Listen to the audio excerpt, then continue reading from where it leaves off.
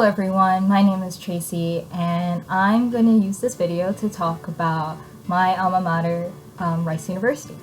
So I recently graduated, I just graduated in May and from Rice University, and I studied biological sciences.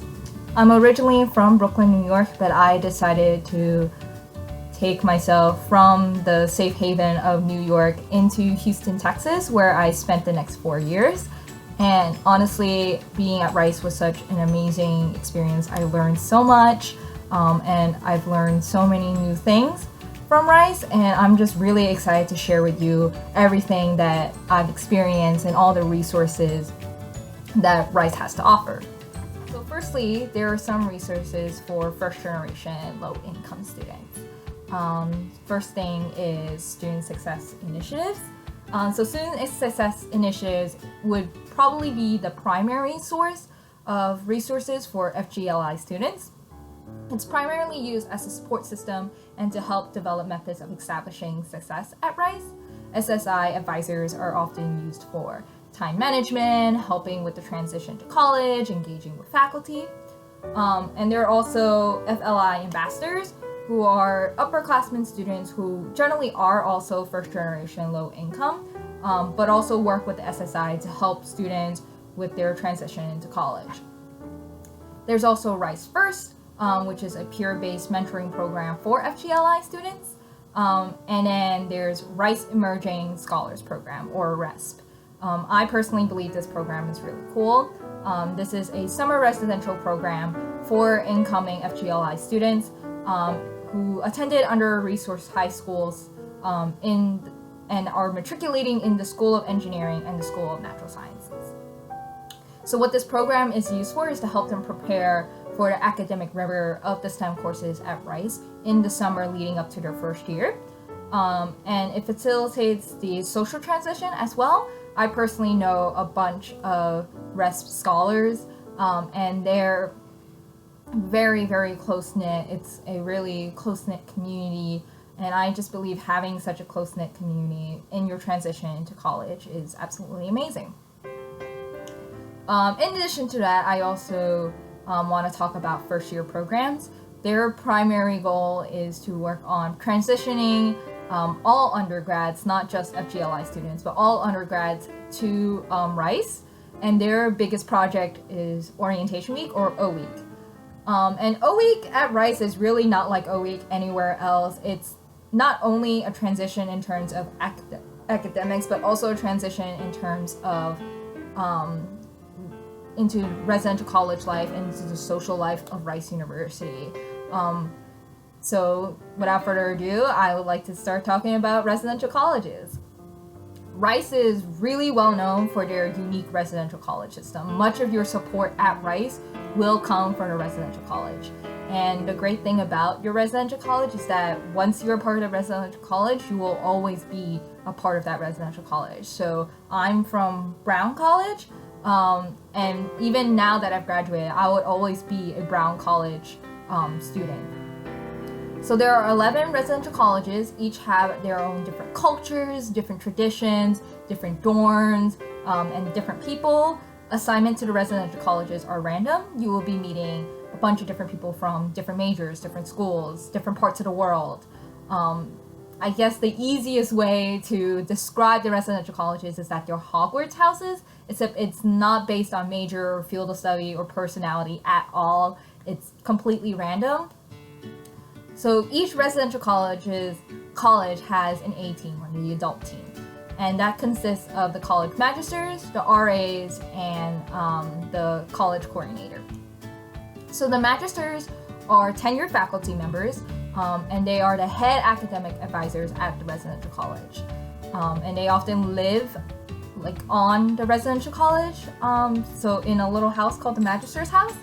And they're very accessible people. The magisters are often, not only are they academic advisors, but they're also a really big part of the Rice community. They are supporting the students by getting to know them, like hanging out with them during lunch or during dinner, meeting with them, planning events with them. And oftentimes you can just go to the residential colleges magister's house and just ask them for help if you need help with transitioning to college, or if you're having a problem with a friend. They're very much just a support system. And I could say that for our RAs, the residential advisors, they are also faculty members. They're not often tenured, but they can also act as a support system. They often hold events such as study breaks, and they're just little breaks where students can come and get snacks, get to know the RAs, get to know the other people in your residential college, and it's just a really fun time.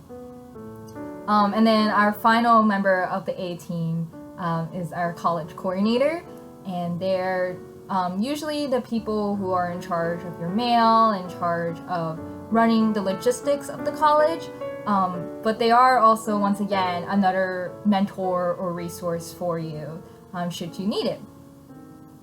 So in addition to those, there are also the college associates, which can be faculty members, but they can also be Rice alumni or community members who are affiliated with the college. And oftentimes they also dine at a college, hang out with the RAs and the magisters. And they're quite easy to talk to. It's sometimes hard to remember that they're even our professors, simply because they're there to be mentors and to be our guides.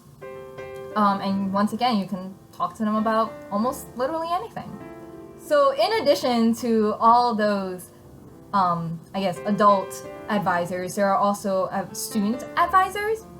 So there are several categories of these. There's the pure academic advisors, who are upperclassmen at each college. They can help with course registration, figuring out schedules, figuring out your 4-year plans. They also hold events throughout the year. And you can also just pull them aside and ask them questions. I have several friends who are PAAs, and they have reminded me constantly of important deadlines that are coming up, drop deadlines, giving me advice on my 4-year plan. So in addition to pure academic advisors, there are academic fellows who are more of a tutoring role. So these are students who have often taken classes before with professors, or they're fellows of a specific major, specific department, and you can often just ask them questions, and they often also hold study sessions. I know the chemistry academic fellow at my residential college would hold review sessions before important organic chemistry exams or important general chemistry exams, and they were super, super useful. So in addition to academic fellows and PAAs, there's the Rice Health Advisors. And these are, once again, students at each college. They are trained students, and they're trained to aid not only in physical health, but also in mental health. You can talk to them about literally anything, or if you just need a condom or need some aspirin, you could just go knocking on their door or just grab one from their door. They often have a little baggie hanging up of just like OTC treatments or just condoms if you need them. So in addition to residential colleges, there's a wide variety of resources on campus. So there's the Office of Multicultural Affairs, which is mostly for cultural events and building a community of diversity.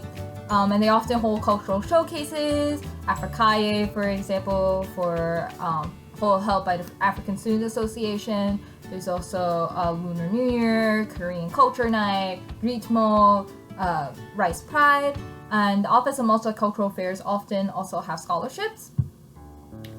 There's also the Rice Women's Resource Center, which is a community for gender equality and have a lot of resources for women and scholarships for women. And those are just two resources that I think would be useful for first-generation low-income students. There's obviously many other resources that are out there for any interest that you are looking for or are interested in. In terms of academic advising, there is the Office of Academic Advising, where there are academic advisors, major advisors, pre-med, pre-health advisors. I was pre-med and pre-law for the majority of my time at Rice, and you can subscribe to the pre-med or pre-law newsletter or pre-anything, whatever you are. And they will often bombard you with resources, opportunities almost every week, just telling you what opportunities are out there for you. And if you want to schedule an appointment with the Office of Academic Advising, it's very easy and very useful. In terms of career development, there's also the Center for Career Development. There's many opportunities to find jobs. There's the Handshake portal. They also have mock interviews, resume reviews, and often hold events with different employers around Rice or around the Houston area, and even from outside of the Houston area. A lot of employers do come and speak at the CCD to talk about what they do. And there are also often great networking opportunities. One resource that I would really like to point out, because it's been very pivotal in my life, is the Edge Externships. These are short shadowing opportunities with Rice alumni during winter break or during spring break.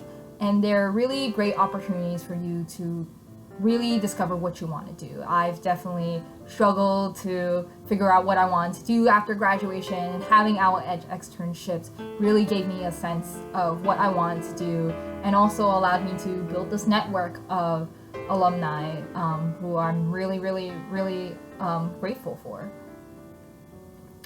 And then in terms of other advisors, there's also departmental advisors. So each department has advisors and faculty members, and there are department advisors also within the residential colleges. And they also have different listservs that are constantly bombarding you with resources. I'm part of the biosciences opportunities listserv as a bio major, and I'm just telling you, I'm constantly bombarded like almost every week, every other day sometimes, with research opportunities, conference opportunities to go visit talks from different researchers. And it's just a great way to not only learn about advising, but also learn about different ways in which you can really contribute and learn more in your department. So there are several resources if you're looking for health resources. So the primary one is probably the Student Health Center. The Student Health Center have actual doctors from the Texas Medical Center, which is right next door to Rice University campus. And it can also help with routine tests or if you're feeling sick. And they also often give O2C medications or condoms or whatever you may need.